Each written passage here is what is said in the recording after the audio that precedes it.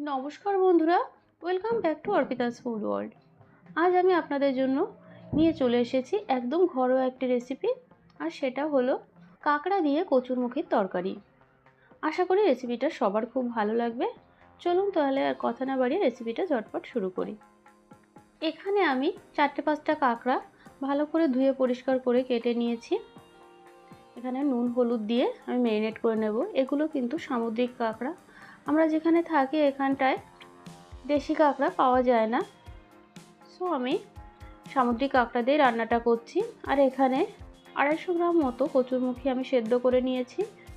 এগুলোতে আমি মাছ বরাবর একটু কেটে নেব। কচুরমুখীগুলো বেশ বড় বড় সাইজের, ছোট সাইজ হলে আপনারা নাও কাটতে পারেন। এদিকে আমি একটা প্যানে তেল গরম করে নিয়েছি। এবার ম্যারিনেট করে রাখা কাঁকড়াগুলো আমি তেলে ভালোভাবে ভেজে নেব। কাঁকড়া কিন্তু খুব ভালোভাবে ভেজে নিতে হবে, না হলে কিন্তু এই রান্নাটায় টেস্ট ভালো আসবে না। কাঁকড়াগুলোকে বেশ নেড়ে চেড়ে আমি উল্টে পাল্টে ভেজে নিয়েছি। দেখুন এরকম করে একদম লাল লাল করে ভেজে নিতে হবে।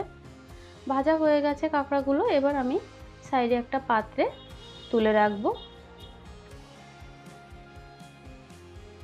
এবার ওই কাঁকড়া ভাজার অবশিষ্ট তেলের মধ্যে আমি সেদ্ধ করে রাখা কচুরমুখীগুলো দিয়ে দেব। কচুরমুখীগুলোকেও আমি একটু নুন আর হলুদ দিয়ে ভালোভাবে ভেজে নেব। ভালোভাবে কচুরমুখীগুলোকে ভেজে নিয়ে কচুরমুখীগুলোকেও সাইডে একটা পাত্রে আমি তুলে রেখে দেব।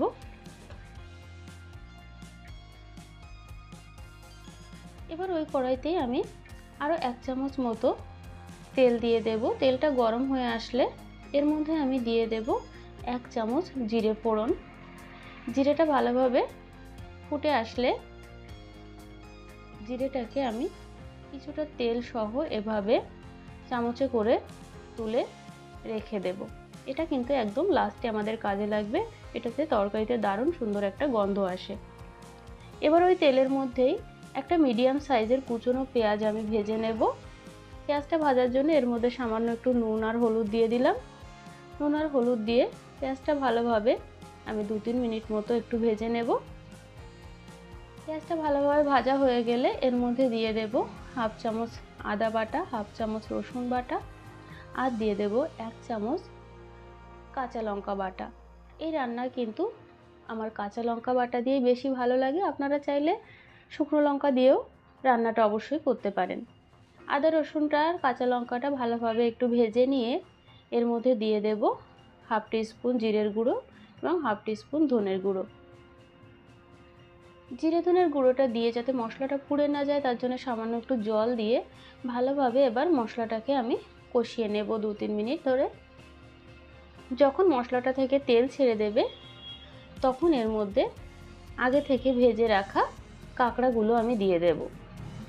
কাঁকড়াগুলো দিয়ে ভালোভাবে নেড়েচেড়ে একটু মশলার সাথে মিশিয়ে নিয়ে একদম লো ফ্লেমে ঢাকা দিয়ে কিন্তু কাঁকড়াটাকে ভালোভাবে মশলার সাথে কষিয়ে নিতে হবে। আমি এখানে ঢাকা দিয়ে কিছুক্ষণ লো ফ্লেমে রেখে দেব। এতে করে কাঁকড়াটা কিন্তু সুন্দর করে মশলার সাথে একদম কষে যাবে। যখন কাঁকড়াটা কষানো হয়ে যাবে তখন এর মধ্যে আগে থেকে ভেজে রাখা কচুরমুখীগুলো দিয়ে দেব। কচুরমুখীটা দিয়ে একটু নেড়েচেড়ে মিশিয়ে নিয়ে এর মধ্যে আমি জল দিয়ে দেব। এখানে আমি 2 কাপ জল দিয়ে দিলাম। জল দিয়ে ভালোভাবে নেড়েচেড়ে একটু মিশিয়ে নেব। এরপর এর মধ্যে দিয়ে দেব স্বাদ মতো নুন। নুনটা দিয়ে আমি ঢাকা দিয়ে এখানে মিডিয়াম ফ্লেমে 10 থেকে 15 মিনিট আমি তরকারিটা রান্না করে নেব। আমার কাঁকড়া দিয়ে কচুরমুখী তরকারি কিন্তু প্রায় রেডি হয়ে গেছে। আমি ফার্স্টের দিকে যে জিরেটা ফোড়ন দিয়ে তুলে রেখেছিলাম সেই জিরেটা হাতা দিয়ে একটুখানি ক্রাশ করে নিয়ে ওটা আমি গ্রেভির সাথে মিশিয়ে দেব। মিশিয়ে দিয়ে গ্যাসের ফ্লেমটা অফ করে ঢাকা দিয়ে এভাবে 5 মিনিট রেখে দেব। তাহলে জিরে ভাজার যে গন্ধটা সেটা তরকারির মধ্যে বেশ ভালোভাবে চলে যাবে। দেখুন কি সুন্দর লাগছে দেখতে, কালারটা কি দারুণ এসছে। এটা কিন্তু খেতেও খুব ভালো লাগে। এটা নর্মাল ঘরোয়া রান্নায় কিন্তু এই রান্নাটা অবশ্যই আপনারা ট্রাই করতে পারেন। আশা করি সবার খুব ভালো লাগবে। আর এই রান্নাটা যদি আপনাদের ভালো লেগে থাকে তাহলে অবশ্যই কিন্তু কমেন্ট করে জানাতে একদমই ভুলবেন না। আর এখনও পর্যন্ত যারা আমার চ্যানেলটিকে সাবস্ক্রাইব করেনি, প্লিজ সাবস্ক্রাইব করে আমার পাশে থাকবেন। ভালো থাকবেন সবাই। দেখা হবে আবার নতুন কোনো রেসিপি নিয়ে। ধন্যবাদ সবাইকে।